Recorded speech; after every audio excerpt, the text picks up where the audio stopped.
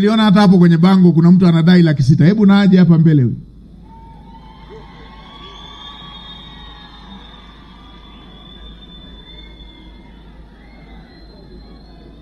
Huyu anayedai 600,000 yuko wapi? Hebu tuambie hiyo ni ya nini?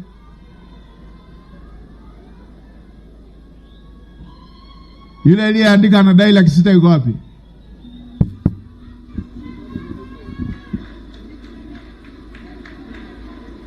Haya, huyo hapo 600,000. 600,000 yako ilikuwa ya nini?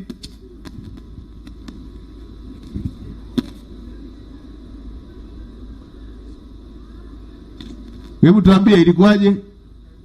Asante Waziri Mkuu. Kwa majina naitwa Gideon Sebastian Yona, ni mfanyabiashara wa soko la Malimbichi Mlandege. Mimi nafanya biashara ya dagaa. Nafanyia kwenye vizimba vya soko vya Mlandege. Tulifunga soko majira ya saa 12:30. Asubuhi nilikuta gunia zima la dagaa lipo kwenye ofisi yangu. Walinzi walikuwa bado wapo sokoni pale, niliwapa taarifa wakiwemo na viongozi wa soko. Toka tarehe 26 mwezi wa pili mpaka leo hii tarehe 23 mwezi wa 5 sijapata majibu kamili. Kila nikimfuata kiongozi wa soko ambaye ni mwenyekiti wa soko ananiambia atakutana na meneja masoko. Meneja masoko alidai kwamba atakutana na mkurugenzi. Mpaka leo sina taarifa kamili, na mimi biashara zangu nategemea kipato changu ni hicho ambacho nategemea kuendeshea biashara zangu na maisha yangu. Mwenyekiti wa soko yuko wapi?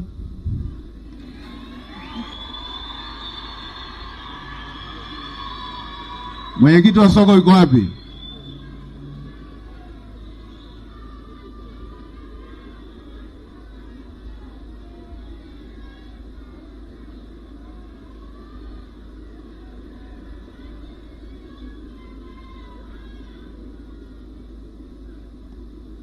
Ndio mwenyekiti? Unalijua hilo jambo? Unalifahamu? Kwa nini hamjachukua hatua na mnalifahamu? Hizo bidhaa zake ziko wapi? Mimi kama wajibu wangu kama ni mwenyekiti wa soko, nilichokifanya baada ya kutokea taarifa ile, nikakwenda kwa afisa biashara kuripoti hiyo, kwa sababu wale walinzi ni wa halmashauri. Haya, afisa biashara yuko wapi?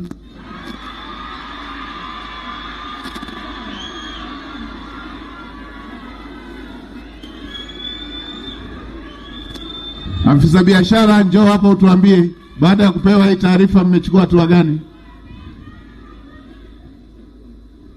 Huyu po mheshimiwa. Afisa biashara, hebu tuambie baada ya kupewa taarifa hiyo mmechukua hatua gani? Asante Waziri Mkuu. Mimi ili swala nimelipata jana, lakini kwa taarifa kutoka kwa meneja wa soko, ili jambo lilienda polisi, aliyekuwa ameiba alikamatwa. Kwa hiyo kesi ikawa iko polisi. Sasa mbona umesema umelipata jana? Jana ndio nimepewa hiyo taarifa kwamba mwenyekiti ndio umempa jana huyo. Hapana, taarifa ilitoka siku ile baada ya tukio. Asubuhi yake nikatoa taarifa kwamba kuna tatizo limetokea, kuna bwana ameibiwa dagaa zake. Kwa hiyo nafikiri kwamba ile taarifa ilishafika mapema. Nafikiri kwamba kwenye utekelezaji katika system ya ofisi yao labda ndio hilo. Haya, afisa biashara na idara yako yote mnaosimamia biashara, nendeni hapo kando mchangishane, mlipeni 600,000 yake huyu hapa hapa. Mambo ya kupuuza kero za watu mmepata jana, baada ya kuambiwa leo kuna ziara ndio mmeambizana na hili linaweza likajitokeza.